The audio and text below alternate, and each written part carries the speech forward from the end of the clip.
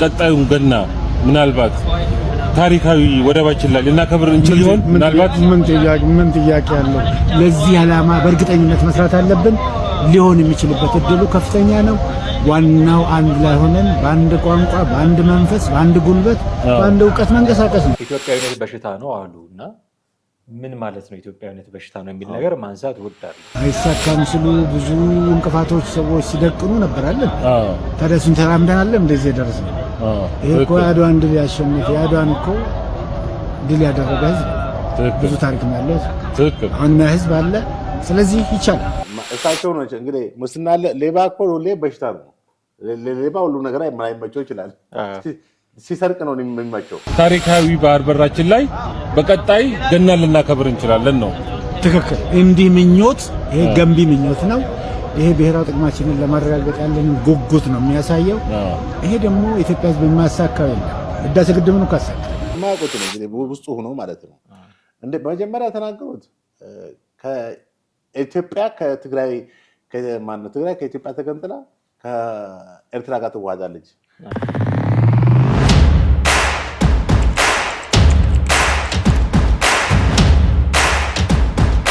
ሰላም ጤና ይስጥልን ውድ ቤተሰቦቻችን እንዴት አላችሁ? ዘኢትዮጵያ ቻናላችንን እየተከታተላችሁ ትገኛላችሁ። የበዓል ሰሞን ላይ ነን። እንኳን አደረሳችሁ የሚል መልእክት በማስቀደም እንጀምራለን ፕሮግራማችንን። በዛሬው ፕሮግራማችን የቀድሞው የሜቴክ ኃላፊ ሜጀር ጄኔራል ክንፈ ዳኘው ስለ ኢትዮጵያዊነት የተናገሩት ነገር አለ፣ እሱን እናነሳለን። ከዛ በተጨማሪ አምባሳደር ዲና ሙፍቲ በሚቀጥለው ዓመት ገናን የምናከብረው አሰብ ላይ ነው የሚል ንግግር ተናግረዋል። የዚህን ንግግር አንድምታዎችም እንዲሁ ለመፈተሽ እንሞክራለን። እኔና ጥላሁን ከእናንተ ጋር እንቆያለን። እናንተም አብራችሁን ትቆዩ ዘንድ የአክብሮት ግብዣችን ነው። ከኛ ጋር ሆኑ። ጥሌ እንዴት ነህ? ሰላም ነኝ። በቅድሚያ ግን እንኳን አብሮ ደረሰ ነው። የበዓል ሰሞን ላይ ቢያልፍም ቀኑ ያው ሰሞኑ የበዓል ነው፣ መጪውም ጥምቀት ነው። ትክክል። ሰሞኑ የበዓል ሰሞን ነው። ተመልካቾቻችንንም እንኳን አደረሳችሁ ብለናል። ጥሩ የበዓል ሰሞን እንደሚሆን ተስፋ እናደርጋለን። በመግቢያ ላይ ለማለት እንደሞከርኩት ጥሌ ሜጀር ጄኔራል ክንፈ ዳኘው እንግዲህ ከሰሞኑ በጣም አነጋጋሪ ነገሮች እየተናገሩ ያሉ ሰው ናቸው። ባለፈውም መገንጠል አለብን እንደዚህ የሚሉ ንግግሮችን ሲናገሩ ነበረ እና አሁን ደግሞ ኢትዮጵያዊነት በሽታ ነው የሚል ነገር ተናገሩ። በአንድ የዩቲዩብ ቻናል ላይ ቅሳነት ምናምን እንደዚህ የሚባል እርግጠኛ አይደለሁም በትክክል ፕሮናውንስ ማድረጌን እና ኢትዮጵያዊነት በሽታ ነው አሉ እና ምን ማለት ነው ኢትዮጵያዊነት በሽታ ነው የሚል ነገር ማንሳት እወዳለሁ። እንደውም ለእኛ ለህዝቧ ዘረኝነት ነው ኢትዮጵያዊነት ነው በሽታ የሚለውንም እንደው የማነጻጸር አይነት ስሜት ውስጥም ገብቼ ነበረ እና ምን ሊሉ ፈልገው ነው? ይሄ ነገራቸው ምንድን ነው የሚያሳየን? ፖለቲካ ውስጥ ያላቸው ተሳትፎ ምን ያህል እንደሆነ አላውቅም። ከረንትሊ ግን እንዲህ አይነት ንግግሮችን ደጋግመው እየተናገሩ መምጣታቸው ስለ ሰውየው ምንድን ነው የሚነግረን ብዬ ነው። ክንፈዳኘው ጄኔራል ክንፈዳኘው በሰሞኑ ከትግራይ ቴሌቪዥን አንድ ትግራይ በትግርኛ ቋንቋ የሚተላለፍ እና ኢትዮጵያዊ ምንድዩ ነው አሉት። ኢትዮጵያዊነት በሽታ ነው እንደዛ ነው አሉት። ግን ትግራይን ደግሞ አደንቀዋል። ከትግራይ ጋር ደግሞ ሰላምና እንደዛ ነገር ተናግረዋል። በጣም የሚያሳዝን ነው። ጄኔራል ክንፈ ጄኔራል የሚለውን በትምህርት ጥቅስ ውስጥ እናድርገው። ያው ሜጀር ጄኔራል ናቸው። ሜጀር ጄኔራል ማዕረጋቸው እንደዛ ነው። ከዚህ በፊትም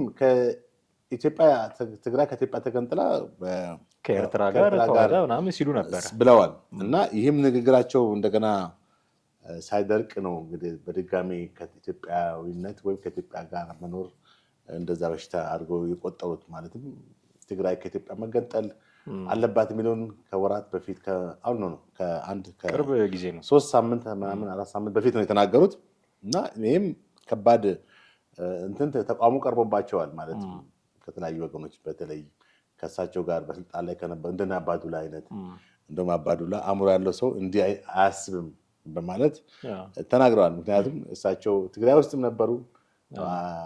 አባዱላ ትግራይ የወጣትነት ዘመናቸውን ትግራይ ውስጥ ነው ያሳለፉት እና የትግራይ ህዝብ ከኢትዮጵያዊነት ማለት ከኢትዮጵያዊነት የመገንጠል ኢንተረስቱም የለውም ሀሳቡም የለውም። የኢትዮጵያዊነት ጽንሰ ሀሳብ መነሻ ነው እና ትግራይን ህዝብ እንግዲህ አለማወቅ ነው ያሉት አባዱላ። ወይም ፖለቲከኞች ትግራይን ህዝብን እነሱ ሪፕሬዘንት አድርገው ነው የተናገሩት። የማያውቁትን ህዝብ ነው ሪፕሬዘንት ያደረጉት። የማያውቁትን እንግዲህ ውስጡ ሆኖ ማለት ነው። በመጀመሪያ የተናገሩት ከኢትዮጵያ ከትግራይ ከኢትዮጵያ ተገንጥላ ከኤርትራ ጋር ትዋሃዳለች። ይሄን ማንዴትስ ማን ሰጣቸው? ማለት እንዴት ነው? ዝም ብሎ በአፍ ስለተነገረ ነው እንዴ? አንቀጽ 39ን ጠቅሰዋል። አንቀጽ 39 የመገንጠል እንትን አለ ማለት የብሔር ብሔረሰቦች መብት ነው።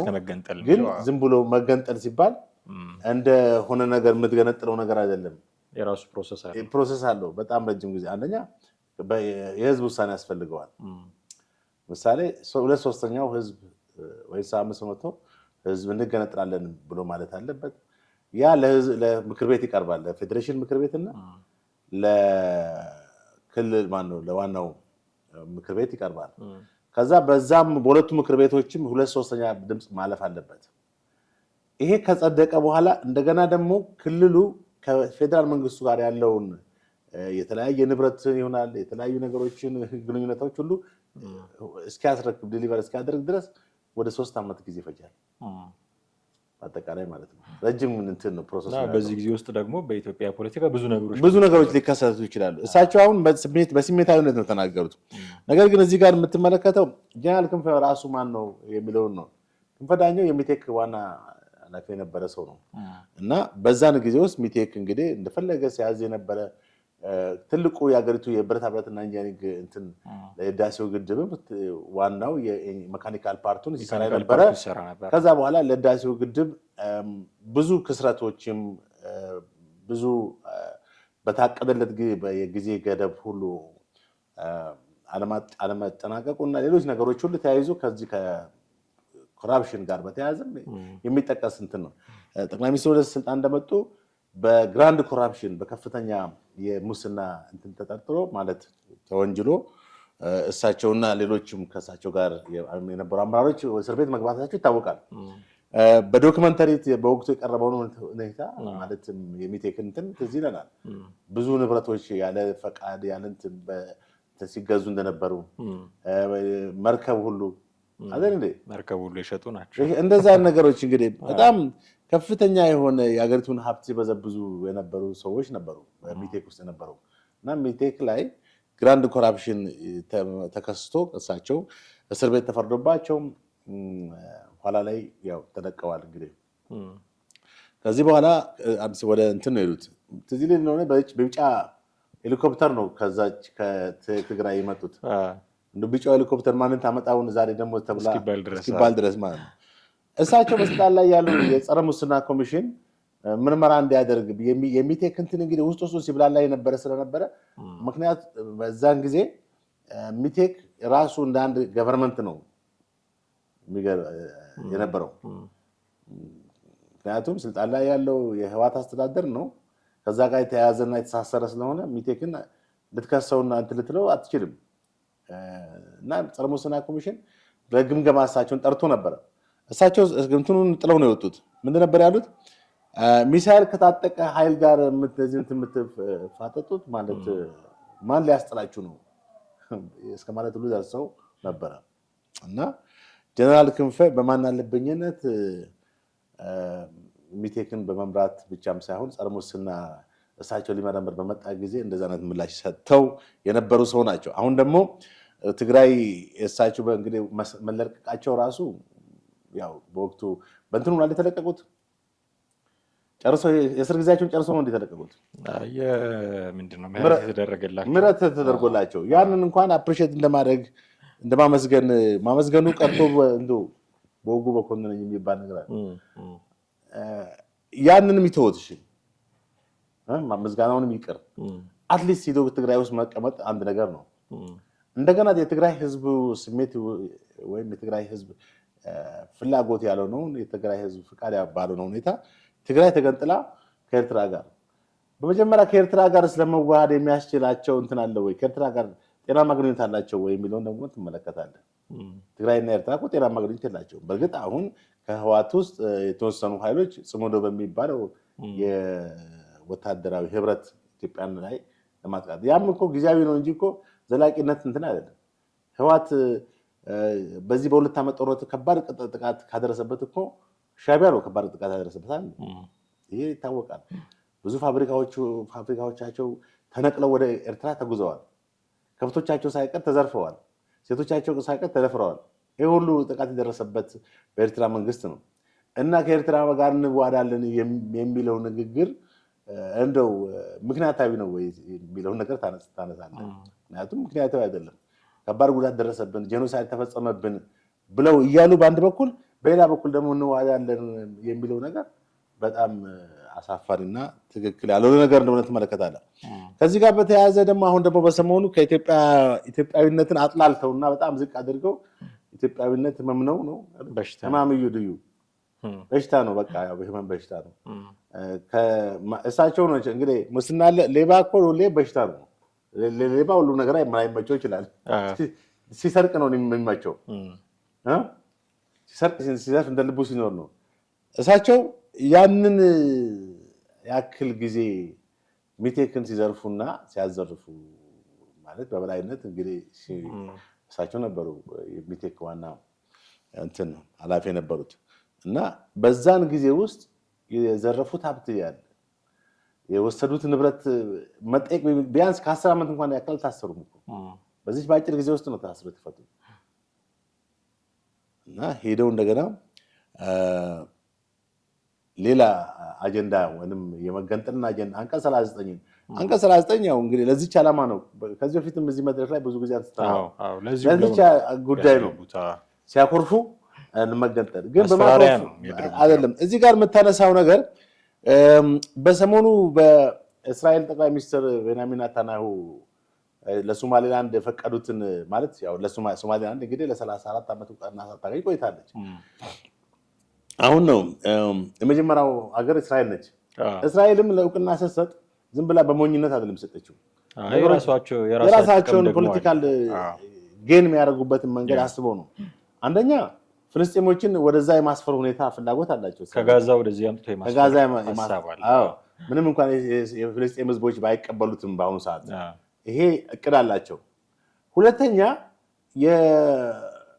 የሶማሌላንድ በአሁኑ ሰዓት በጣም ተፈላጊ ቦታ ነው፣ ስትራቴጂያዊ ቦታ ነው። ቀይ ባህር ላይ ያለውን በቀይ ባህር ላይ ወታደርም ሆነ ባህር ለማስፈር ከሶማሌላንድ ጋር ወዳጅነት መፍጠሩ አስፈላጊ መሆኑን ብዙ ሀገሮች አምነዋል። ዛሬ ታላላቅ ሀገሮች እንደነ አሜሪካን፣ እንግሊዝ፣ ፈረንሳይ፣ ቻይና፣ ሩሲያ ሳይቀር እኮ ከ14 በላይ ታላላቅ ሀገሮች በቀይ ባህር ጋር በተያያዘ ጦራቸውን እዛ አስፍረዋል። ለምን ይመስላል? ምክንያቱም ቀይ ባህር ትልቁ የንግድ መርከቦች መመላለሻ ነው። ትልቅ ስትራቴጂ ነው። አቋራጭ ነው ወይም ሾርት ከት ነው። ይሄ የባህር በር እንትን አሁን ለምሳሌ ከኤሲያ የሚመጣ መርከብ ቀይ ባህርን ካልተሻገረ ወደ ደቡብ አፍሪካ ኬፕ ታውን ደርሶ ነው ላይ ወደ አውሮፓ የሚገባው 5000 ኪሎ ሜትር ላይ ይጨምራል ማለት ነው። ቀይ ባህር የሚጠቀም ጋር ነው 5000 ኪሎ ሜትር ላይ ይቀንሳል ማለት ነው። አሁን ብዙ ጊዜ የየመን ሁቲዎች እነዚህ አማጺዎች የሚቆጣጠሩት ያንን ቦታ ላይ እሱም ስትራቴጂ ስለሆነ ነው።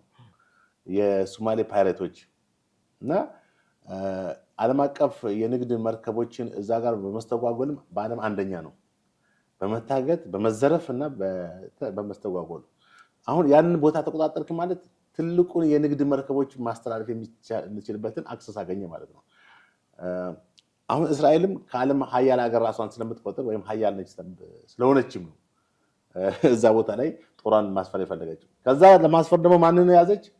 ይሄ በናታንያሁ አንደበት ነገር እንጂ የእስራኤል ፓርላማ አብላልቶ አኝኮ ይዋጥን ያለው ነገር ነው። እንትን ያለው መጨረሻ ላይ ገባ። ዝም ብሎ በግብታዊነት ወይም ሰደል የተነገረ ከመሬት ተነስቶ ሰውየው የሚናገረው አይደለም፣ አጥንተው ነው። ገባ። እዛ ጋር ከሆኑ አሁን የመን ሁቲ በጣም አሁን እስራኤል ምንድን ነው መሰለን ሐማስን እንግዲህ እንትን ብለዋለች። ቢሆንም ስሩን አልነቀለችውም። አቁጥቁጦ እንደገና ሊያጠቃት ይችላል። ሄዝቦላን ዋናውን አንተኑን ቆርጠዋለች፣ ናስረላን በመግደል ብቻ እዛ ሄዝቦላ የሚያደርስባትን ጥቃትም ጋብ አድርጋለች።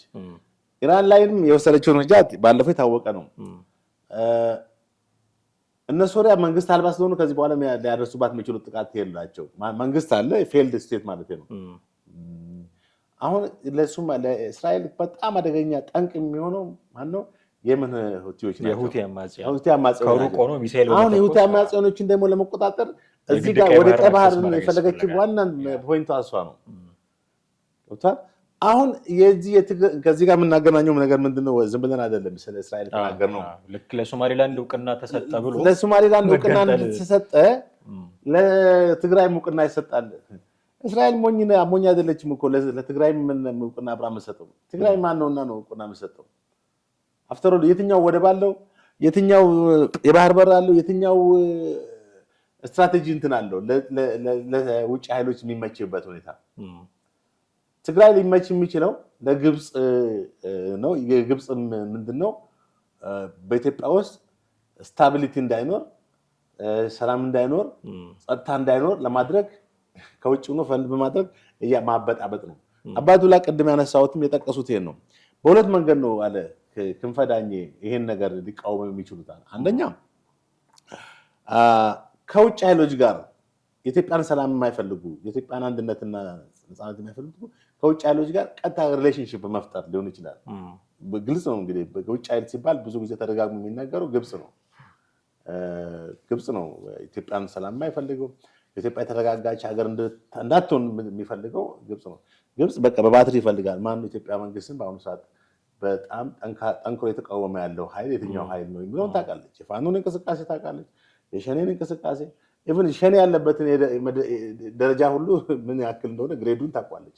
ዛት ሚንስ በጣም ጠንክሮ የመንግስትን የማይዋጋ ኃይል እንዳልሆነ ዝም ብሎ የሽፍታነት ስራ እየሰራ እንደሆነ ታውቃለች። እነ ፋኖ የሚያደርጉት እንቅስቃሴ ህወሓት ታውቃለች። ስለዚህ እንደ ክንፍ አይነት ያለ ሰውን ምናልባት በቀላሉ በእጇ የማስገባትና ይሄን ሐሳብም ዝም ብሎ ከራሱ ሳይሆን ከውጪ ጋር ግንኙነት አለው እና አባዱላም የተናገሩት ከዚህ ጋር አሁን ካልኩት ጋር የሚመሳሰል ነው። ሁለተኛ እሳቸው የጠቀሱት ፖለቲከኞች ህዝቡን ካለማወቃቸው ነው ይላሉ። ፖለቲከኞች ህዝቡን ካለማወቃቸው ነው። ትክክል ነው። የትግራይ ህዝብ በትግራዊነቱ ብቻም ሳይሆን በኢትዮጵያዊነቱ የሚያምን ነው። ትግራዋይ ነኝ ሲል ኢትዮጵያዊነቱንም አብሮ ነው፣ አትነጥለውም። ሲጀመር ታሪካችን የሚጀምረው ከየት ነው? ኢትዮጵያ ስትል 3000 ዓመት ምናምን ዓመት ስትል ኦሪጂናችን እኮ ታሪክ የምትቆጥረው ከዛ ነው። ትግራይ ህዝብ ማንም ዋቴቨር ሎኬሽኑ ያለው በዛ ነው፣ ቦታው ነው። ስለ ጥንታዊ አክሱም ስልጣኔ ስለ ይህ ህዝቦች ብትል ምን ብትል መነሻው አክሱም አካባቢ እዛው የሳባዊ እንትኖች አካባቢ ነው እና ይሄን ህዝብ ከኢትዮጵያዊነት ልትለጥረው አትችልም። ዝም ብለህ አንተ ስለፈለግ ብቻ ወይም በስልጣን ላይ ስላሉ እነሱ መናገር በቦታው ላይ ስላሉ ይሄንን የመናገር አጋጣሚ ስላገኙ ብቻ የሚናገሩት ንግግር ነው እንጂ የትግራይ ህዝብ በጭራሽ እነሱ ከሚሉት ሀሳብ ጋር 100% የሚቃረን ነው። ሎጂካሊ ደግሞ ብትገነጥለው የትግራይን እንደው በየትኛው ወደብ ነው የምታገለግለው ህዝቡን? በየትኛው የኢኮኖሚ ጥቅም ነው ማለት ኢኮኖሚ ጥቅም ስለ ለምሳሌ የግብርና ምርት ነው ያላት። እንግዲህ ግብርና ማለት የእህል ምርቶች ራሳቸው ከአማራ ክልል ነው አብዛኛው የሚወጡ አይደል እንዴ?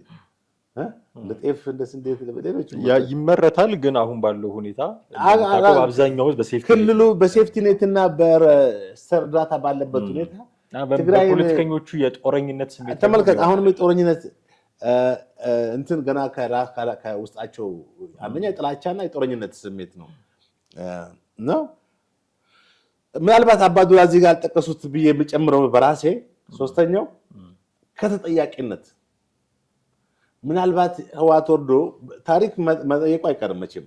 ማንም ሰው ከፍትህ ከህግ ሊያመልጥ አይችልም። ምናልባት አሁን ባለው መንግስት ተጠያቂ ባይሆን ለሚመጣው መንግስት በሌላ መንግስት በየትኛውም አጋጣሚ ወይም ትግራይን ሊያስተዳድር የሚችል ሌላ ክልላዊ መንግስት መቼም እነሱ የእድሜ ልክ ገዢዎች ሊሆኑ አይችሉም። ትግራይን አይደል እንዴ? እግዚአብሔር ፈቅዶ ሌላ ክልላዊ መንግስት ወያኔ ወድቆ ሌላ ትግራይ የሚያስተዳድር ኃይል ሲመጣ እነ ክንፈ ከየቤታቸው እነ ደብረጽዮን እነ ጀነራል ምግበ እነ ጀነራል ዮሐንስ ጀነራል ፍስሐ ከየቤታቸው ተጎድተው ለፍርድ የሚቀርቡበት ጊዜ ይመጣል። ይሄ ተጠያቂነት እንዳይኖርም ነው ዛሬ የመገንጠል እንትን ወጥቷል። ስለዚህ ምናልባት እሳቸው ይሄንን ይናገሩ በጥላቻና በቂመኝነት ማለት እንግዲህ ከኢትዮጵያ ጋር ህማም ሲሉ ኢትዮጵያን እንዴ እነሱ አይደሉም አልነበሩም እንዴ መሪዎቹ? ህመሙ ማን ነው? ህመሙ መንስኤ ማን ነው? 27 ዓመት ሙሉ የትኛው ነው ህመሙ? የት ቢያሉት እዚህ ሀገር ህመም ነው የሚለው እኮ አብዛኛው ህዝብ ነው እንጂ መሪ ሊሆን አይችልም። አመራሩን የያዘው ሊሆን አይችልም። እያመመው እንዴት ያንን አመት ሁሉ ታዲያ ህመም ከሆነ እኮ ህመሙ እኮ የመጣው ከመምራት ነው እንጂ ከመመራት አይደለም። ከመምራት ነው እንጂ ከመመራት አይደለም። እና የተናገሩት ንግግር በጣም የታሪክ ተጠያቂነትን ሊያስከትል የሚችል ነው። ምሬን ነው የምልህ። እኔ ግን ይህንን የማየው አሁን ኢትዮጵያዊነት በሽታ ነው ሲሉ አይ እኔ መድኃኒት ነው የሚል ካውንተር ምላሽ ነው የሚኖረኝ። ምክንያቱም ኢትዮጵያ በታሪኳ ያስተናገደቻቸው ትልልቅ ችግሮች አንድ ካለመሆን የመጡ ናቸው። ዘመነ መሳፍንትን ለምሳሌ ታነሳ ትችላለህ። አፄ ቴዎድሮስ ጀምረውት በእነ አፄ ኃይለ ሥላሴ እስኪጠናቀቅ ድረስ የኢትዮጵያ አንድነት ምኒልክ ናቸው ያጠናቀቁት የሚሉ አሉ። ግን እንደ ፎርም ይዞ ያየ ነው፣ በደንብ ፎርም ይዞ ያየ ነው በአፄ ኃይለ ሥላሴ ጊዜ ነው እያስባለሁ። ያ አንድነት ያመጣውን የሆነ የተለያዩ ፓራሜትሮች ታስቀምጥ ይችላል። ግን ስፓርክ ነገር ነበረ። ኢትዮጵያ በዓለም አቀፍ ደረጃ ተሰሚነት ያገኘችው፣ በአፍሪካ ደረጃ ተሰሚነት ያገኘችው፣ አድዋን ማሸነፍ የቻለችው የሆነ የአንድነት ስሜት ሲኖራት ነው። ከዛ በፊት በነበሩት የዘመነ መሳፍንት ጊዜያት ግን የጎበዝ አለቃ ሀገር ነበረች። ሁሉም እየተነሳ የሚዋጋባት፣ ጠላት ቢመጣ መመከት የማትችል ሀገር ነበረች። ዜን ከንጉሱ በኋላ ደርግ መጣ። ከደርግ በኋላ የመጣው ኢህአዴግ ነው የብሔር ፖለቲካ ያመጣብን። በብሔር ስንከፋፈል ደግሞ ያልናቀን ሀገር አለ ወይ? ያ የዛ ዘር ነው አሁን እዚህ ድረስ መጥቶ ኦሮሚያ ክልል ውስጥም አማራ ክልል ውስጥም ትግራይ ውስጥም እንዲህ አይነት ጦርነቶች የምናየው። አንድ ብንሆን ግን አሁን ብዙ ሰው አህዳዊነት እያለ ሲያጥላላ ታያለ። እኔ አሁን አህዳዊ የሆነ ስርዓት ይምጣ እያልኩ አይደለም። ግን ሰላም ካመጣ አህዳዊነት በራሱ እኮ አንድ ምርጫ ነው፣ ኦፕሽን ነው። ብዙ ሰዎች ግን ሲያገሉት ታያለ። ኢትዮጵያዊነት የሚለው ስሜት፣ አንድነት የሚለው ስሜት እንደውም መድኃኒታችን ነው። ዘረኝነት ነው እንደውም በሽታ።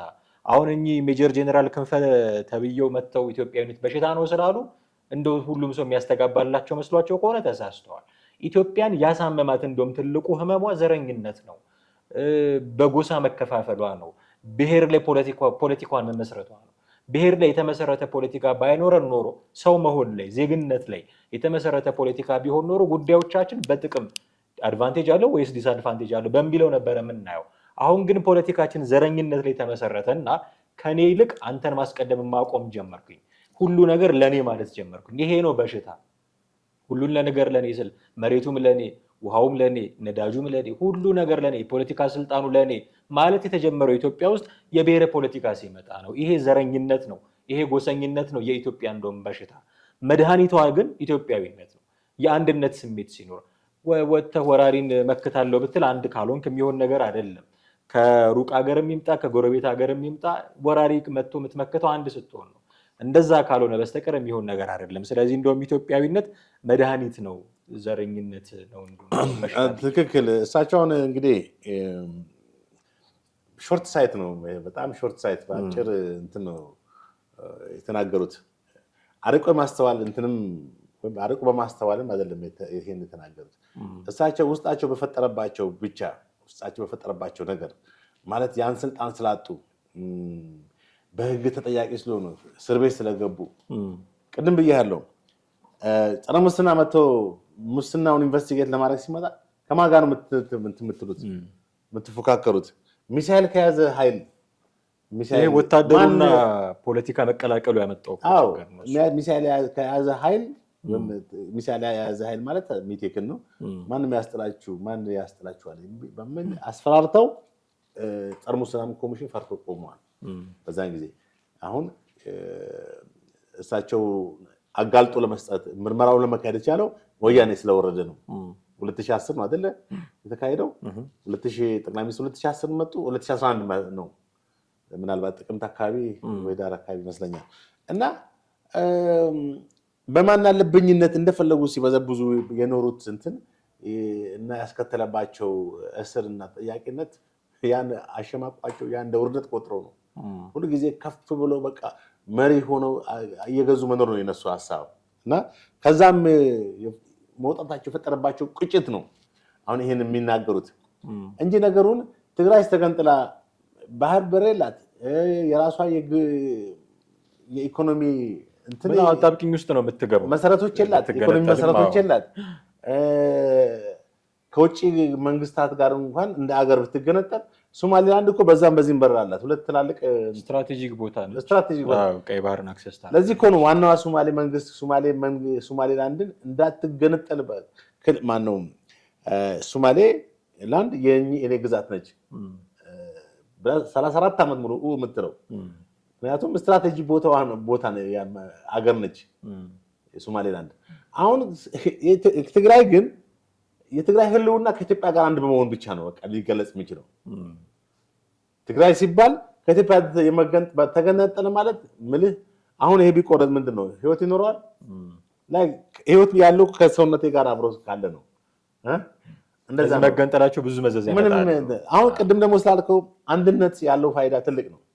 ሁሉ ጊዜ በአንድነት ነው ድር ቢያብር አንበሳ ያስር የሚባለው ለዛ ነው። ስለዚህ ኢትዮጵያ ውስጥ አንድነታችን ኢቭን ማን ነው ትግራይ አይደለም ኦሮሚያ ትልቅ ሀብት ያለው ትልቅ ናቹራል ሪሶርስ ያለው ትልቅ ግዛት ያለው ሰፊ መሬቶች ያለው ሰፊ ህዝብ ያለው ህዝብ ኦሮሚያ እንኳን ቢገነጠል አሁን ያለው ኦሮሚያን ገጽታ ሁሉ ሉዝ ያደርጋል። በጣም ነገሮች ሁሉ ነው የሚበላሻሹት። አንደኛ ይሄ ነገር አሁን መገንጠል በራሱ በጣም ዲፌክት እንዳለ ሆኖ ችግር እንዳለ ሆኖ ቀስ በቀስ ሊያመጣው የሚችለው ነገር በጣም ሰፊ ነው። ገብቷል? ምንም በቃ ከየትኛው ጋር ሪሌሽን መፍጠር እንዳለበት ራሱ አያውቅም። አንደኛ ከኢትዮጵያ ጋር የረጅም ታሪካዊ ትስስር በባህል በተለያዩ ነገሮች በትራዲሽን በአኗኗር በብዙ ነገሮች የተሳሰረ ህዝብ ነው ኦሮሚያ ህዝብ። ከኢትዮጵያዊነት ልትነጥለው አትችልም። እንደውም የኦሮሚያ የኢትዮጵያ ስር ነው ወይም ግንድ ነው። ስለዚህ የሚያምርብን አንድ ስንሆን ነው። መገንጠል ምንም የሚገኝ ነገር የለም። በዛ ላይ ደግሞ መገንጠል በራሱ ምንድነው ለተለያዩ እንትኖች ጥቃት የሚያጋልጥ ነው። በደንብ ለጥቃት ያጋልጣል። በቀላሉ ነው ብዙ ጥቃት የሚደርስበት። ግን እነዚህ ሰዎች መገንጠልስ ይፈልጋሉ ወይ ሪሊ የሚለውን ባለፈው አቶ ጌታቸው እንደውም አንድ ቃለ መልሳቸው ላይ ኤንቢሲ ላይ የእነሱ ዓላማ እንደውም አዲስ አበባ መጥቶ መግዛት ነው፣ መገንጠልን ማሰራሪያ ነው የሚያደርጉት አይነት ሀሳብ ሲሰጡ ነበረ። ምናልባት ጊዜ እንዳንወስድ ሌላ አነጋጋሪ ባለስልጣን ደግሞ የተናገሩትን ነገር ብናነሳ ደስ ይለኛል። አምባሳደር ዲና ሙፍቲ ናቸው። ስለ አሰብ ወደብ ተናግሯል። በሚቀጥለው ዓመት አሰብ ወደብ ነው ገናን የምናከብረው ብሏል። ጥቂት ብንሰማቸው ደስ ይላል። ቀጣዩን ገና ምናልባት ታሪካዊ ወደባችን ላይ ልናከብር እንችል ይሆን? ምናልባት ምን ጥያቄ አለው? ለዚህ ዓላማ በእርግጠኝነት መስራት አለብን። ሊሆን የሚችልበት እድሉ ከፍተኛ ነው። ዋናው አንድ ላይ ሆነን በአንድ ቋንቋ፣ በአንድ መንፈስ፣ በአንድ ጉልበት፣ በአንድ እውቀት መንቀሳቀስ ነው። ይሄ ታሪካዊ ባህር በራችን ላይ በቀጣይ ገና ልናከብር እንችላለን ነው። ትክክል። እንዲህ ምኞት፣ ይሄ ገንቢ ምኞት ነው። ይሄ ብሔራዊ ጥቅማችንን ለማረጋገጥ ያለን ጉጉት ነው የሚያሳየው። ይሄ ደግሞ ኢትዮጵያ ሕዝብ የማያሳካው የለም። ህዳሴ ግድብን እኮ አሳካ አይሳካም ሲሉ ብዙ እንቅፋቶች ሰዎች ሲደቅኑ ነበራለን። ታዲያ እሱን ተራምደናል እንደዚህ የደረስነው። ይሄ እኮ የአድዋን ድል ያሸነፈ የአድዋን እኮ ድል ያደረገ ህዝብ ብዙ ታሪክ ነው ያለው። አሁን ህዝብ አለ። ስለዚህ ይቻላል። እንግዲህ እንደሰማቸው በሚቀጥለው ዓመት ገናን የምናከብረው አሰብ ወደብ ላይ ነው የሚል ሀሳብ ሰንዝረዋል። የሰውየው የጠየቃቸው ጥያቄ ሊዲንግ ኩዌሽን እናከብር እንችላለን ስለ አሰብ ምን ይላሉ ብሎ ጥቅል ጥያቄ አይደለም የጠየቃቸው። ስለ ገና በዓል ምን ይላሉ ብሎ ጥቅል ጥያቄ አይደለም የጠየቃቸው። ስፔሲፊካሊ በሚቀጥለው ዓመት አሰብ ወደብ ላይ ገና ልናከብር እንችላለን ወይ ብሎ ስፔሲፊካሊ የጠየቃቸው። እኔ አጣብቂኝ ውስጥ አሁን እንደው ቲክቶክ ነው በእርግጥ ያን ያህል እንዲጠነቀቁ ላንጠብቅ እንችላለን። ሚኒስትሪ ሚዲያ አይደለም። ኦፍኮርስ ተጽዕኖ እየፈጠረ ያለ ሚዲያ ነው። በእርግጥ ግን አጣብቂኝ ውስጥ የከተታቸው ይመስለኛል። አይ አናከብርም ቢሉ የተጀመረ ነገር አለ እሱን የሚንድ ሊሆን ይችላል የሚል ነገር አይምሯቸው ውስጥ መጥቶ ሊሆን ይችላል። እናከብራለን ማለቱ ደግሞ በዚህ ደረጃ አግባብ ነው ወይ ትክክል አነጋገር ነው ወይ የሚል ጥያቄ እንድናነሳ ያደርገናል ብዬ አስባለሁ። የሰውየው ግን ጥያቄ ተገቢ ነው ትላለህ? 100% an ethical question ወይም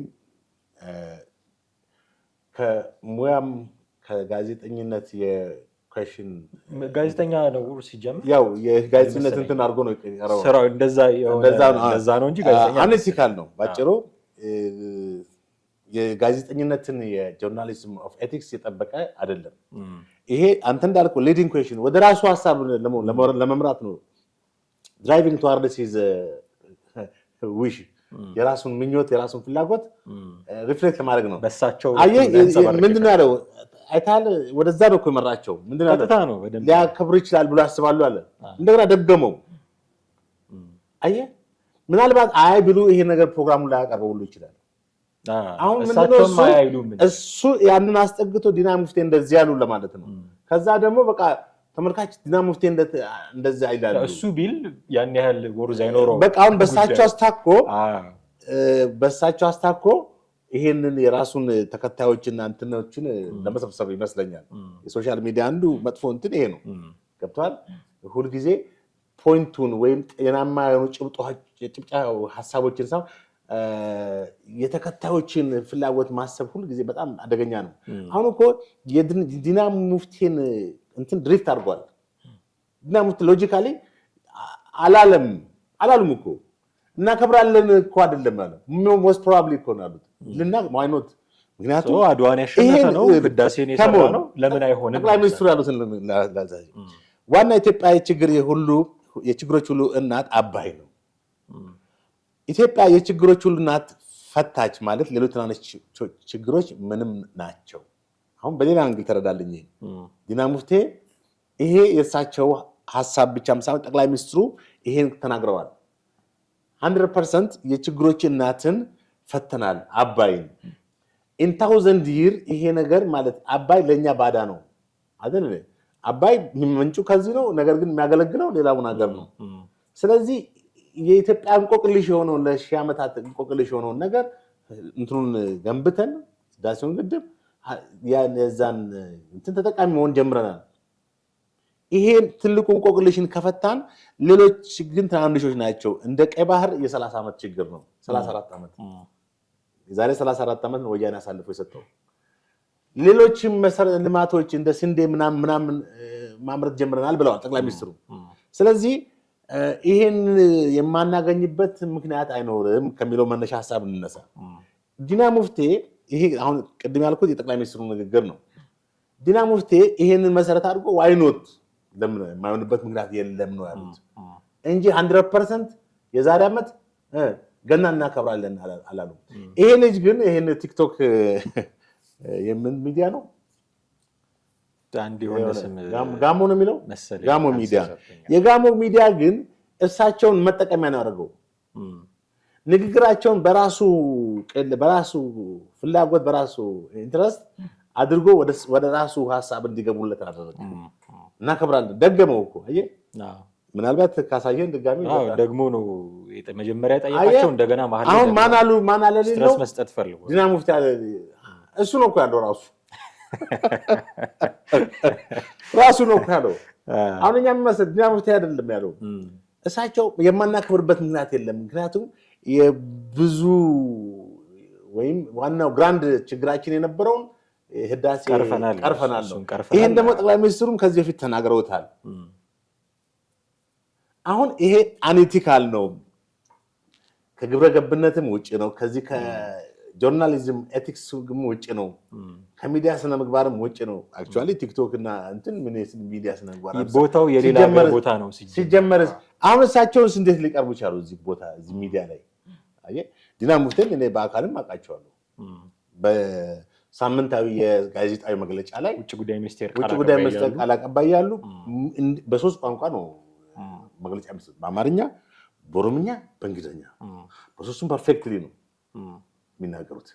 መጀመሪያ በእንግሊዝኛ ይናገራሉ፣ ከዛ በኦሮምኛ ይናገራሉ፣ ከዛ በአማርኛ፣ ከዛ በኦሮምኛ አፋን ኦሮሞ ሚዲያዎች ይናገራሉ። ሁልጊዜ ምንም ነገር እንከን የማታወጣላቸው በጣም ምርጥ ሰው ናቸው። ሲናገሩም ዲፕሎማቲካሊ እኔ በራሴ ኢንተርቪው ማድረጋቸዋለሁ ቢሮአቸው ገብቼ ማለት ነው። በጣም ዲፕሎማት ናቸው። ንግግራቸው ጨዋ ንግግር ነው። ሁልጊዜ ተጠንቅቀው ነው የሚናገሩት። ስርዓት አላቸው። በቃ የዲፕሎማሲ እንትን ያላቸው። አሁን እሱ ይሄ ልጅ ቅድም እንዳልኩት የራሱን ቪዎችና ተመልካቾችን ትኩረት ለመሳብ የእሳቸውን ፐርሰናሊቲ ነው ሊዲንግ ኩዌስችን ነው ማለት ራሱ ነው። በቃ የራሱ ኢንተረስት ነው። ልናከብር እንችላለን አይመስልም ወይ? አይመስለኛል ካልክ ነገርየው የሶር ነው። አሁን ሰውየው ነው እንዳሉ አድርጎ ነው የጠየቀው። ምን ያህል ድሪፍት እንዳደረገ አጣሞ ማለት ነው። አጣሞ የራሱን ምኞት የራሱን ኢንትረስት አሰብን የዛሬ ዓመትም የዛሬ 4 ዓመትም የዛሬ 5 ዓመትም ልናገኘው እንችላለን። ነገ ማክሰስ ልናደርገው ከዛ በፊት ዋናው ነገር አሁን መንግስት የያዘው ፖሊሲ ላይ እናውራ። መንግስት ስላሰብ እንግዲህ ካፉ ወጥቷል። ምን ይላል መሰል ካፉ ወጣ ነገር the gene is not out of the box ይላል። ሰይጣኑ ከምን ወጥቷል? የፓንዶራ ቦክስ የሚባል ነገር አለ። ከዛ እንደ ከወጣ ጂኒው በቃ አሁን ካፋችን ወጥቷል ማለት ከኢትዮጵያ መንግስት አፍ አንደበት ከመንግስት አፍ ወጥቷል። ምን እንፈልጋለን? የባህር በር እንፈልጋለን የሚል አትጦም ተመለሰ አታቀዘቅዘው በሞቀው ስታንዳርድ ወይ ሆት በሆነው አክሰለሬሽን ነው የሚያስፈልገው። ዲስለሬሽን አያስፈልግም። አክሰለሬሽን እንደዚህ ነው የምትወጣው። ዲስለሬሽን እንደዚህ ነው በፊዚክስ አይደለ? ድሮ ቼንጂንግ ቬሎሲቲ የሚል ትምህርት እንደ ሸርዳኒ ማስተማር ጀምራለ ቀስፍላን እና ኢትዮጵያ አርበኛ ማግኘት የረጅም ጊዜ ምኞቷና ፍላጎቷን በግልጽ ለፖለቲካ ፍጆታና ለንግግር ማሳመሪያ ግብአት መሆን እንደሌለበት በርካቶች ሲወተውቱ ቆይተዋል። ለፖለቲካ ፍጆታ መሆን የሌለበት ይሄ መንግስት ስልጣን ላይ ስላለ ብቻ አንዳንድ ሰዎች ምርጫ ስለመጣ ነው ምናምን ስለቀረበ ነው አሁን የሚያደርጋቸው ነገሮች መንግስት ለማቱን ምናምን ምርጫ ቀረበ ነው ይሄ መሆን የለበትም።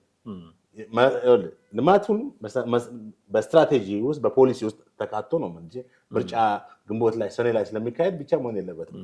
የባህር በርም ጉዳይ ተመሳሳይ ነው። እዚህ ጋር አንድ ሞር የጠቀሱት አለ የነብርን ጭራ አይዙትም ከያዙትም አይለቁትም ይላል። ከያዝክ በኋላ ነብርን እንደዋዛ አትለቅም። የያዘ ማን ነው ብሎ ነው ወዲያው ነው ሪያክት የሚያደርግ።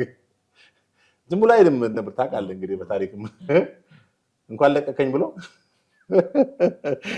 ስለዚህ ተይዟል። የነብር ጭራው ማለት ማን ነው? አጀንዳውን አንዴ ይዛል። አጀንዳው አሰብ ባህር በር ጉዳይ የሚል ይሄ በማንሳታችን እንደነ ግብጽ የመሳሰሉት ታሪካዊ ጠላቶቻችን ዛሬም ድረስ ያሉ ኢትዮጵያ የቀይ ባህር አይገባትም ከሷ ጋር ምንም ግንኙነት የለም ብሎ የውጭ ጉዳይ ሚኒስትሩ ማለት የተናገረው ተመልከት። እንግዲህ ሌላው የብሔራዊ ጥቅም ደህንነት ማድረግ ግድ ነው ይላል። የብሔራዊ ጥቅማችን የናሽናል ኢንተረስት ማድረግ ወይም የብሔራዊ ጥቅማችን የናሽናል ኢንተረስት አካል አድርጎ መውሰድ አንድ ነገር ነው። ሶስተኛው መፍራትም ሆነ ተሽኮርማሚ መሆን የለባትም። ኦን ኤንድ ኦፍ ገባ። ለምሳሌ ኢትዮጵያ አሁን የአሰብን ወደብ ባህር በር እንዲኖራት ጥያቄ ስታቀርብ በርቺ ያላት ሀገር የለም ታውቃለህ። ብዙ ሀገሮች ተቃውመዋል። በይበልጥም ግብጽ ተቃውማለች። አፋውታ ማለት ነው።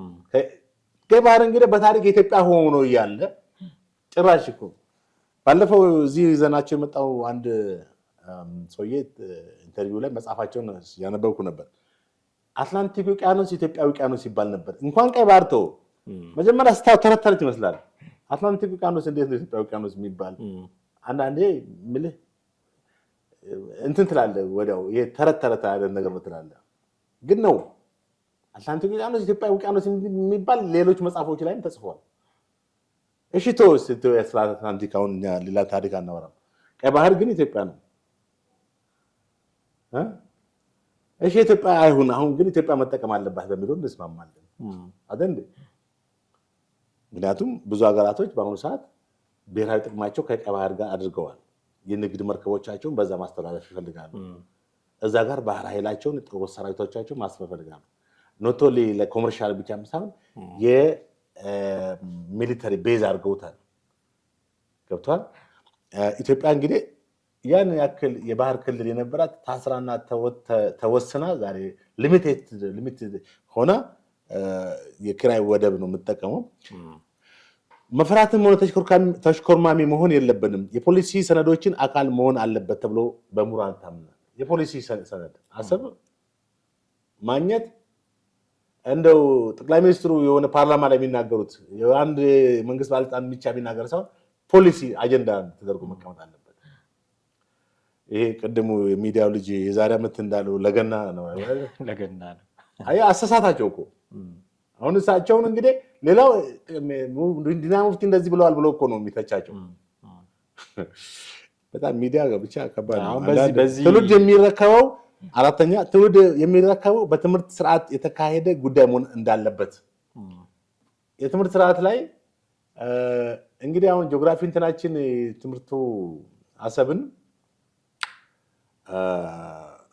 ምልህ በታሪክ ኢትዮጵያ አካል እንደሆነች ማለት ካለፈው 34 ዓመት ወዲህ ለምን እንደተገነጠለችም ለምን ካሪኩለም ውስጥ ገብቶ መስጠት አለበት።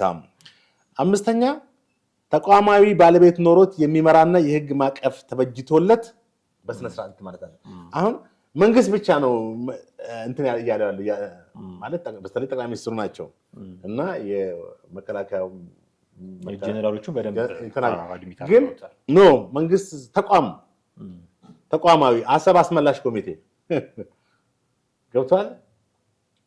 አሰብ አስመላሽ ወይ ባህር በር አስመላሽ ኮሚቴ ተብሎ አንድ ተቋም ያንን ታሪኩን ለምን ተገነጠለ የቀይ ባህር ኢትዮጵያ እንደነበረች ሁሉ ታሪኩን ዘርዝሮ የሚያስተምር ኃይል በየሚዲያው በየምናምን አሁን እኮ ቆመ እኮ ስታስበው የሆነ ጊዜ በቃ ጠቅላይ ሚኒስትሩ ተናገሩ ሁሉም የባህር በር አለ መስቀል አደባባይ ተወጣ ምናምን ሰው አሁን ካምሮ ሌላ ነገር ወስዶ ስድስተኛም ዋና የኢትዮጵያ ችግር የሁሉ እናት አባይ ነው። ቅድም የጠቀስኩት ማለት ነው። ኢትዮጵያ የችግሮች ሁሉ እናት ፈታሽ ማለት ሌሎችን ትናንሽ ችግሮችን ምንም ናቸው። አባይ የሺህ ዓመት ችግር ነበር፣ ቀይ ባህር ግን የ34 ዓመት ችግር ነው። ስለዚህ ከዚህ አንጻር ዋናውን ችግር ከፈታን ሌሎች ችግሮች ማንፈታበት ምክንያት የለም በሚለው እንትን አለ። አሁን ወደ ጀነራላይዝ ሳደርገው ሐሳቤን ዲና ሙፍቴ ምንም ያጠፉት ነገር የለም።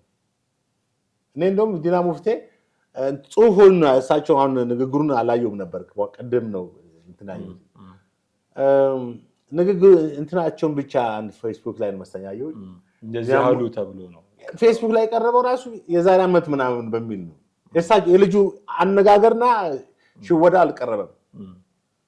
ልጁ ሆን ብሎ ነው እሳቸውን ወደዚች ሐሳባቸውን ጠምዝዞ በሱ ሐሳብ መሰረት እንዲናገሩ አደረገው። ማስተላለፍ የፈለገውን ሐሳብ በሳቸው ፐርሰናሊቲ በሳቸው ባክግራውንድ ድሮ ለህፃናቶች ምን ሰርቦን ወይ ምን ጣላውን ሰው እንደዚህ በለው ብለን ልጁ እኮ የሚያውቀው ነገር የለም እንደ መላክ ነው ያደረገው። በዚህ መሀል ግን የተሰራው ስህተት ምንድነው? አሁን እንዲህ ካሉ ኔክስት ይር መድረሱ አይቀርም ይደርሳል። አሰብን አክሰስ ማድረግ ካልጀመርን እንዲህ ብለው ነበረ የሚል የፖለቲከኞች ሴራ መምጣቱ አይቀርም። እንደምታውቀው ከዚህ በፊት ደጋግመን እንዳነሳ ነው ለምሳሌ የፋኖ ሰዎች ለምሳሌ ምሬ ወዳጆ ራሱ የ2017 ገናን የምናከብረው 4 ኪሎ ነው ብሎ ተናግሯል። 2017 የዛሬ ዓመት ነበረ እንደምታውቀውና ልክ የ2017 ገና ሲደርስ እንዲህ ብለህ ነበረ ያሁን የታለ ወሬ ብቻ ነህ የሚል ትችት ነው ሲዘንብበት የነበረው። አሁን ይሄ አንዴ ተናግረውት አንተ እንዳልከው በቃ የሚመለስ ነገር አይደለም። አንዴ ተናግረውት የወጣ ነገር ነው። ደግሞ ዘመኑ የኢንተርኔት ነው፣ ይቀመጣል። ልክ የዛሬ ዓመት ጠብቆ ፌስቡክም ሰጀስት ሊያደርግ ይችላል፣ ያመጣልሃል። እንዴት ዲና ሙፍቲ እንዲህ ብለው ነበረ የሚል ሌላ አይነት እሳቸው የሴረኛ እንትና የዋ ናቸው። ቅድም እንዳልኩ በተፈጥሮም ናቸዋል የዋ ሰው ናቸው። አንዳንዴ ፖለቲከኛ ስትሆን የዋህነትም ላያስፈልግ ይችላል መሰለኝ። የጥያቄህን ወይም የሚመጣውን ጥያቄ ሴራ ማወቅ ያስፈልጋል። የጥያቄውን አንግል የማህበራዊ ሚዲያውንም አልጎሪዝም በደንብ እሳቸው ይህን በዚህ መንገድ አይደለም። እሳቸው በቅንነት ነው። አሁን እሳቸውን ተጠቅሞ ነው ይሄንን አድሬስ ያደረገው አሉ ያለው እኮ ራሱ ነው። ቃል በቃል እንደውም እንትን ያሉም አልመሰለኝ። ኦፍኮርስ ለምን አይሆንም? አድዋን ያሸነፍንን ሜቢ ማለት ሜይ ኖት ነው ሊሆን ይችላል፣ ፖሲቢሊቲው አለ የሚል ነው። እሱ ግን ያው በደንብ አደረገው ነው። ኤንዌይስ ባለስልጣኖቻችን ጥንቃቄ ሊያደርጉ እንደሚገባ ግን ምክንያቱም ከአፍ ከወጣ አንድ ነገር በአሁኑ ሰዓት በተለይ በሶሻል ሚዲያ እንደምታየው ነው። ዛሬ አንዱ መጥቶ ሙልጭ ተደርጎ ይሰደባል ተጠርጎ ሌላ ደግሞ አንድ በተለይ ታዋቂ ሰዎች በፖለቲካ የሚሆን በተለያየ መስክ ያሉ ሰዎች ለአንደበታቸው በጣም ጥንቃቄ የሚያደርጉበት ዘመን ቢኖር የሚያስፈልግ ይሄ ዘመን ነው። ልክ ነው። ለዚህ እንዲህ አይነት ጥንቃቄዎች እንዲያደርጉ እንጠብቃለን። በጣም አድርጌ አመሰግናለሁ ጥሌ። ውድ ቤተሰቦቻችን እናንተም ከኛ ጋር የነበራችሁ ቆይታ እጅግ አድርገን እናመሰግናችኋለን። የእናንተ ሀሳብ ምንድን ነው የሚለውን ልታጋሩን ትችላላችሁ። በስልክ መስመራችን ደውሉልን፣ ከታች ባለው የሀሳብ መስጫም ልታጋሩን ትችላላችሁ። እጅግ አድርገን እናመሰግናችኋለን። በሚቀጥለው ፕሮግራም በሌላ ርዕሰ ጉዳይ እንጠብቃችኋለን። ጤና ይስጥልን።